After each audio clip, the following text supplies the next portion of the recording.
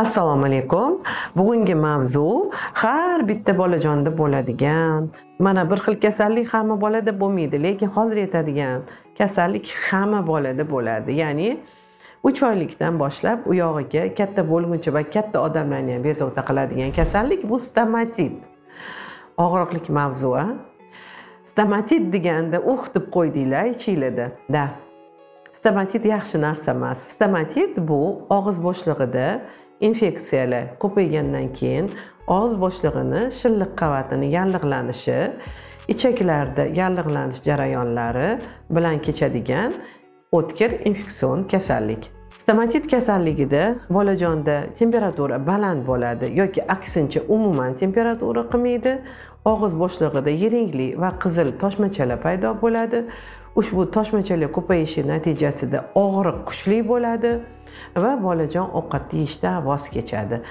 Onalarni qo'rqitadigan tarafi ham shu, bolani ovqat yemay qolishi.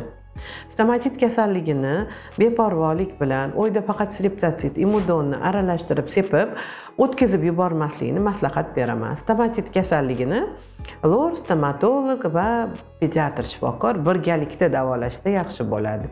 Ya'ni biz ko'rgandan keyin stomatitni aniqlangandan keyin ichiriladigan dori vositalarini yozib beramiz. Lor shifokorlarimiz bor.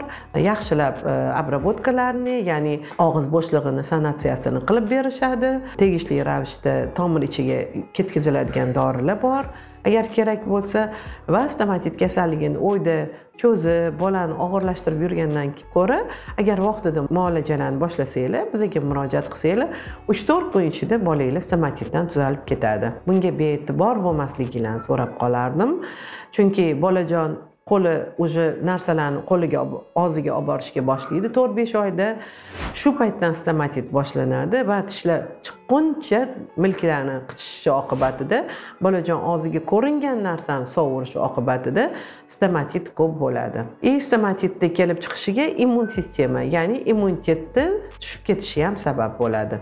Immunitetni tushib ketishiga yo'l qo'ymasligi uchun kompleks vitaminlar, aminokislotalarni vaqtida berib turilsa, bolani o'ynaydigan o'yinchoqlarini har kuni tozalab, qaynagan suvda bitta yuvib berilsa, haftada bitta xlorka eritmasida tozalab, ya'ni bir pas xlorkaga solib qo'yib, keyin toza suvda yuvib berib turilsa, shunaqa stomatitni oldini olgan bo'lar deylar.